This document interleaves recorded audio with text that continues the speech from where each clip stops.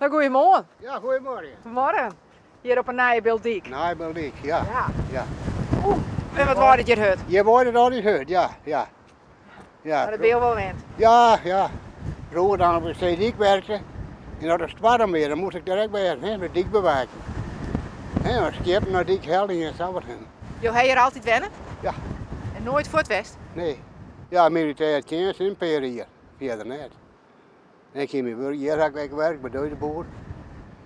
En zo huppelde we maar wat terug, hè. De oorlog nog mooi maken, hè. Ik nog. Ja, heb je daar wat van maken hier op een Beeldijk? Ja, zeker. Mijn broer, die weer een periode, die bestond je niet hier. Die haalde me niet de hoofd bij. De Duitsers. Naar Duitsland. Naar Duitsland en daar hadden we de eerste man. Verschrikkelijk man. Ja, hier niks zien.